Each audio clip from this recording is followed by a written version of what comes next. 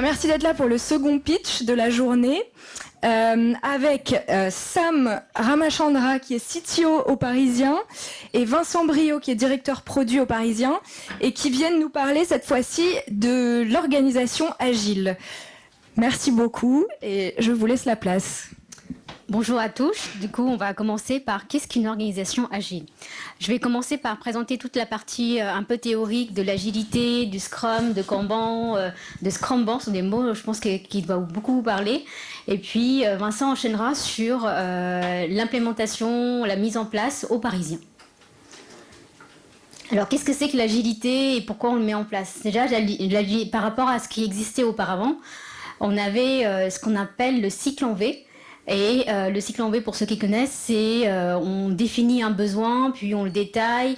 Après, on écrit des spécifications détaillées, on écrit des cahiers de tests, on passe à la réalisation et après toute une phase de test. Donc en fait, c'est vraiment c'est ce qui est présenté là, vraiment un vrai cycle en V entre à partir de l'expression du besoin qui est exprimé par le client, et on va vers une livraison en prod qui peut être plus ou moins long. Les inconvénients de ce cycle en V là, c'est tout d'abord l'effet tunnel. Donc, dès l'init du projet, il y a un client qui exprime le besoin et il ne voit pas le projet jusqu'à ce que ce soit livré en production. On a aussi les besoins et le marché qui changent parce qu'en fonction de la durée du projet, on peut avoir plus ou moins une durée importante. Et enfin, de l'over-engineering, de l'over-spécification qui fait qu'on perd beaucoup de temps. C'est pour pallier à ces inconvénients-là qu'on a commencer à réfléchir par qu'est-ce qu'on peut mettre en place, travailler en collaboration et du coup aller vers de l'agilité. L'agilité, c'est pourquoi? C'est tout d'abord construire des choses ensemble, avec l'ensemble des parties prenantes, à la fois des équipes métiers, des équipes techniques, des équipes produits, des équipes projets, et c'est également partager une vision, pour pas que l'un pense qu'il faut réaliser un pont, dans l'exemple cité là, et puis l'autre qui creuse un tunnel. Et surtout, l'un des points qui est intéressant dans l'agilité, c'est avancer itération par itération. C'est dans l'exemple cité là, je veux me déplacer d'un point A vers un point B. Effectivement, peut-être qu'un scooter peut le permettre, mais si je me déplace de point A vers un point B de Paris à Milan, ça ne va pas le faire. Donc c'est vraiment étape par étape et on démontre ce qui est construit, qui est réalisé au fil des itérations. L'agilité, les bases de l'agilité, c'est vraiment 4 valeurs qui sont hyper importantes. Et après, il y a 12 principes qui en découlent. Ces 4 valeurs-là, c'est les individus, les interactions, plus que les process et les outils. La collaboration, alors je ne dis pas forcément dans l'ordre, mais la collaboration avec les clients, plus que la négociation contractuelle. L'adaptation au changement, plus que le suivi d'un plan. Et surtout un logiciel qui fonctionne plutôt que la documentation exhaustive. Ce sont ces 4 valeurs qui sont vraiment les valeurs fondamentales de l'agile. Et après, on a des principes. Exemple, livrer fréquemment, utilisateurs et développeurs mis en avant, les gens motivés, la simplicité, l'équipe, l'auto-organisation, etc. Donc, c'est vraiment ces 12 principes-là. Et après, il en découle des pratiques agiles. Nous, dans cet exemple, on n'a détaillé que 2, qui est Scrum et Kanban. Mais il en existe d'autres pratiques qu'on a également par ailleurs. Scrum, je vous ai mis des exemples de management visuel parce que dans l'agilité, on met en place beaucoup de management visuel. Et là, c'est vraiment un exemple que j'ai mis en place au sein des équipes que j'ai eues précédemment.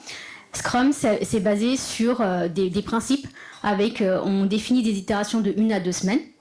Généralement, c'est plutôt 2 semaines qui est conseillé. Et on a des rôles comme Scrum Master, Product Owner et puis l'équipe de réalisation. Et l'équipe ne doit pas dépasser max 10 personnes pour que ce soit aussi une équipe, on appelle souvent équipe de taille pizza, de pizza team. Et puis à la fin, on produit un livrable et c'est la mise en production. En plus de ces principes-là, on a un certain nombre de rituels. On a des rituels, par exemple, tous les matins, nous on fait ce qu'on appelle un stand-up meeting. Donc chacun explique qu'est-ce qu'il a fait hier, qu'est-ce qu'il va faire aujourd'hui, s'il avait rencontré des problèmes bloquants, pour que justement en équipe on se dise ok, moi je vais pouvoir peut-être t'aider sur telle partie-là, mais l'objectif c'est de se synchroniser de qui fait quoi et comment on va atteindre l'objectif du sprint qui a été fixé. On a un planning poker qui permet d'estimer les tâches. On a également le sprint planning. Le sprint planning, c'est l'équipe s'engage à réaliser une certaine fonctionnalité pour 2 semaines. On démontre ce qui a été réalisé durant ces 2 semaines-là. Et enfin, on fait une rétrospective. C'est-à-dire que c'est une des valeurs fondamentales de l'agile que je vous ai citée, c'est l'adaptation au changement. C'est-à-dire qu'on continuellement, on essaie de s'améliorer sur ce qui a été réalisé. Il y a une deuxième pratique qui est Kanban. Kanban, c'est vraiment en flux tiré, c'est-à-dire que on essaie de produire des choses pour que l'équipe puisse prendre en fonction de ses capacités. C'est pour ça que vous avez, ça c'est un exemple également que j'ai implémenté au sein des équipes. Donc on a un certain nombre d'étapes qu'on n'est pas tous obligés accepter, spécifier, écrire les cas de tests, concevoir, etc. Et dans chaque étape, le système de flux tiré, il y a un mécanisme de flux continu et également on limite les états. C'est-à-dire qu'on a des états de limite basse et de limite haute pour pas qu'on produise trop, pour que l'équipe en face qui n'est pas en capacité de tirer, on dit stop. Maintenant, là, cet élément-là bloque, donc il va falloir travailler peut-être sur la partie spécification ou écrire des cas de tests et ainsi de suite. On définit également les rôles et responsabilités de chaque personne dans l'équipe. Par exemple, accepter, c'est le PO, Product Owner, qui va intervenir. Sur la spécification également. Estimer, c'est les développeurs qui vont le faire, etc., etc. On définit également les definitions of done, c'est-à-dire que comment on dit que cette étape-là est finie. C'est l'équipe qui va définir en disant il faut que la spécification soit bien détaillée, il faut que la spécification ait des cas de test, etc., etc. Donc les definitions of done, c'est défini en équipe également pour dire je peux déplacer un ticket d'un endroit à un autre.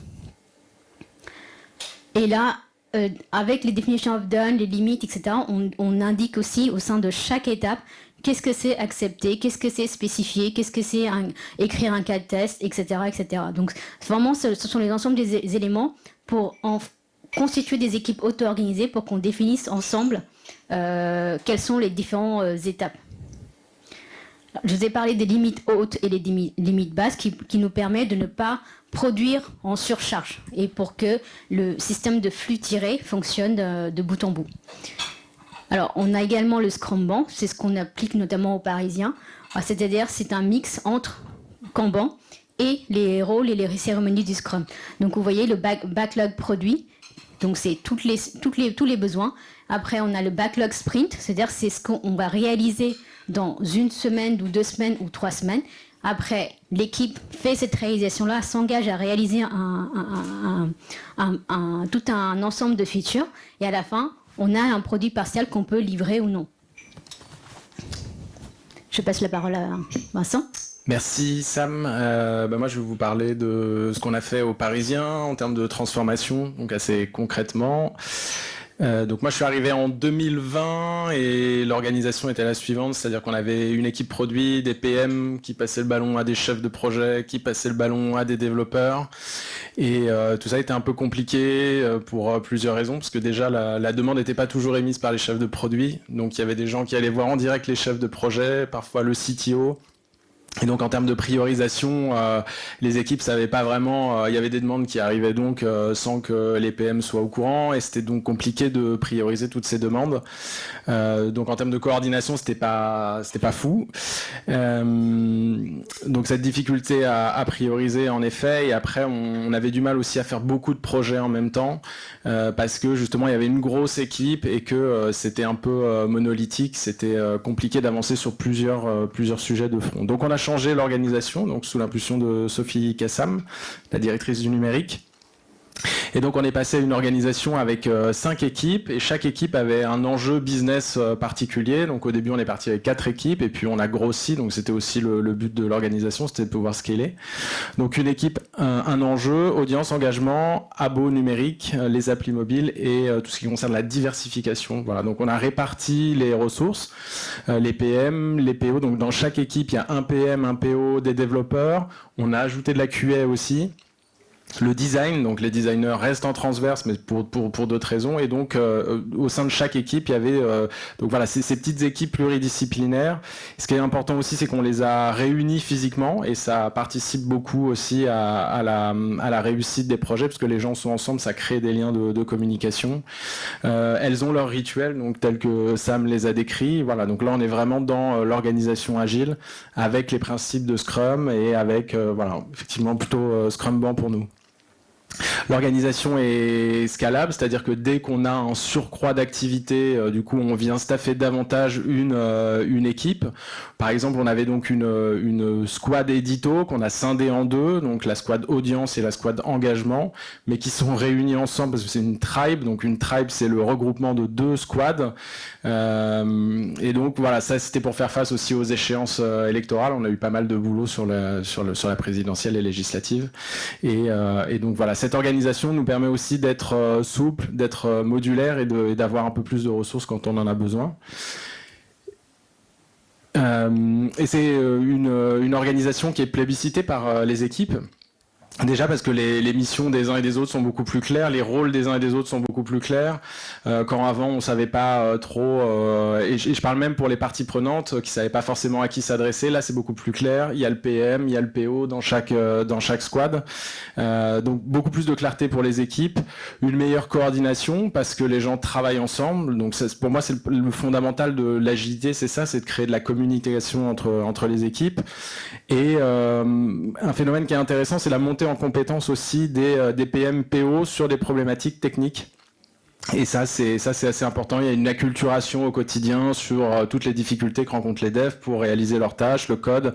Et ça, les PM, PO au quotidien rentrent dans ces problématiques et ça les rend beaucoup plus précis ensuite sur la roadmap parce qu'ils sont capables davantage de se projeter sur voilà, on veut faire tel projet, ça nous prendrait globalement à peu près tant de temps parce que je sais que ça va toucher à tel et tel élément du code. L'ownership des équipes, c'est important parce que des gens qui travaillent sur une même problématique, ils vont pouvoir l'approfondir, notamment sur la partie abo, ils travaillent sur le paywall, sur le tunnel, et c'est des sujets qui reviennent, et donc ils creusent comme ça une expertise, il y a une vraie expertise sur des domaines qui se créent, et ça c'est assez intéressant en termes de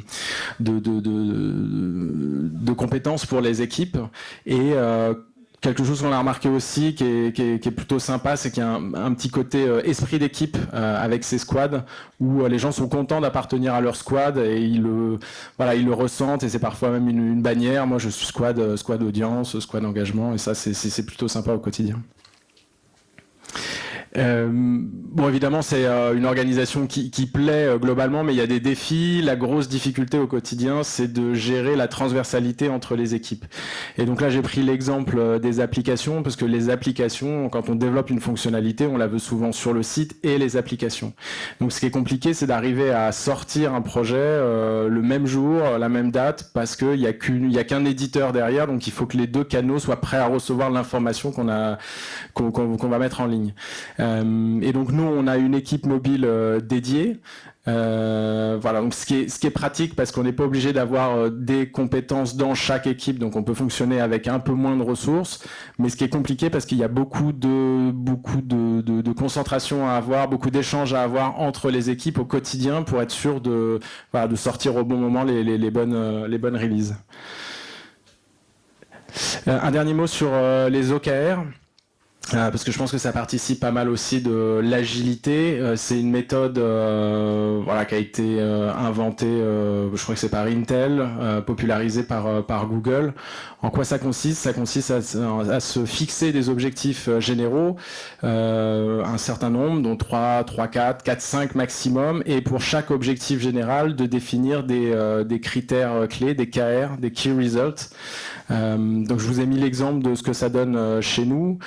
On part de la vision du Parisien, donc faire du Parisien un média de première intention, leader de l'information originale et fiable, populaire et proche de ses lecteurs, rien que ça. Et donc on a défini 4 objectifs. Ça paraît pas grand-chose, mais c'est beaucoup de discussions, parce que forcément, choisir ces objectifs, c'est en écarter d'autres. Et donc voilà, on a beaucoup itéré avec Sophie, avec les équipes. Et donc pour l'objectif numéro 2, j'ai pris cet exemple sur les applications. On a défini 4 KR, là aussi beaucoup de discussions. Pourquoi on va prendre ces indicateurs, en quoi ils sont synonymes de succès chez nous, est-ce que les chiffres sont bons, est-ce que c'est pas trop ambitieux, est-ce que c'est atteignable.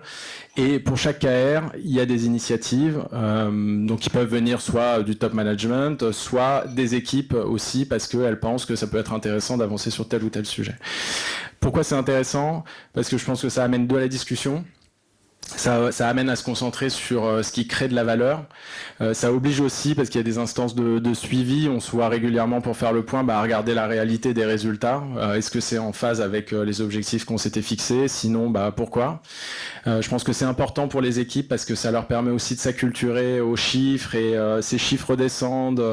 Les développeurs sont au courant de ces chiffres et puis ça leur permet de mieux calibrer ensuite leurs propositions. Ça oblige à être ambitieux, donc ce qui est intéressant en soi. Et moi je dirais que l'avantage principal c'est une démarche qui est tournée vers l'impact. Donc on n'est plus dans une logique où on sort le champagne parce qu'on a terminé un projet. Non, on va attendre de voir, on sort le champagne, mais un peu plus tard, quand on a constaté les résultats. Voilà, on est plutôt dans la célébration de l'impact, et c'est ça qui change beaucoup de choses avec cette méthode. Voilà. Merci. Super, merci beaucoup. Est-ce que vous avez des questions ? Sinon, j'en ai 2 petites qui me viennent. Alors, j'arrive tout de suite. C'était pour savoir au moment du passage dans les 2 méthodes de travail, ça a mis combien de temps à peu près pour être vraiment effectif ? Ça a mis pas mal de temps. Ça a mis 1 an pour plusieurs raisons. On a été accompagné déjà par un cabinet. On voulait prendre le temps d'associer les équipes. Donc on a fait pas mal d'interviews avec les gens qui notamment avaient un changement de périmètre. Voilà, c'était important de faire sortir tout le monde par le haut d'un changement d'organisation. Un changement d'organisation, c'est pas anodin non plus, parce que il y a forcément un peu de stress. Qu'est-ce que moi je vais devenir dans cette nouvelle organisation ? Donc on a pris le temps d'associer les gens. On a pris le temps aussi d'avoir des rôles pilotes, des gens qu'on interrogeait à intervalles réguliers. On souhaiterait avancer dans cette direction. Qu'est-ce que vous en pensez ? D'avoir leur premier retour. Donc ça nous a pris un peu de temps. On a fait aussi une étape donc avec une équipe pilote qui était l'équipe mobile. Donc on a commencé à travailler en squad avec l'équipe mobile, les développeurs mobiles, ce qui était aussi la preuve que ça pouvait marcher, et ça a permis d'embarquer les autres. Et ça nous a pris du temps aussi parce que c'était en 2020, donc année Covid, pas forcément facile de changer une organisation dans le contexte qui était celui-là à l'époque. Voilà, mais je pense que rétrospectivement, c'était bien de prendre ce temps et d'associer les équipes, ça me semble assez important. Ouais. Merci. Est-ce qu'il y a d'autres questions ? Alors moi je pose la mienne. Est-ce que, en fait, si je comprends bien, l'agilité concerne que les équipes techniques ou pas forcément ? Alors, effectivement, au départ, dans certaines organisations, on commence à mettre en place l'agilité au sein des équipes techniques, des développeurs, en disant tiens, ça marche bien, faites-le. Mais en faisant de cette manière-là, ça ne marche pas si l'ensemble des parties prenantes, alors quand je dis l'ensemble des parties prenantes, c'est l'équipe produit, l'équipe même au-delà de l'ensemble des stakeholders, ils assimilent bien qu'est-ce que c'est l'agilité pour que cette nouvelle manière de fonctionner prenne vraiment au sein de l'équipe. C'est vraiment une manière de penser petit, itératif, en continu, etc. Donc il faut englober vraiment toute la direction numérique et toute l'entreprise pour que ça fonctionne. Ok, merci beaucoup. Dernière petite question, est-ce qu'avec ce type d'organisation, vous avez quand même des délais, des dates butoirs, où c'est flexible et Non, on a des dates et je pense que c'est normal d'avoir des dates. Par exemple, une échéance électorale, on peut pas la repousser, donc on est obligé d'avoir notre dispositif frais pour le jour J. Après, c'est comment on ajuste ce qu'on est capable de faire en fonction de la date. Voilà, c'est plutôt ça. On ajuste soit l'aspect budgétaire, soit l'aspect planning, soit l'aspect humain, etc. ou l'aspect produit. C'est qu'est-ce qu'on peut faire à cette date-là. C'est vraiment, on a l'ensemble on va dire des paramètres qu'on peut modifier. Par contre, la date, elle est fixe, elle bouge pas et on est en droit d'avoir des dates.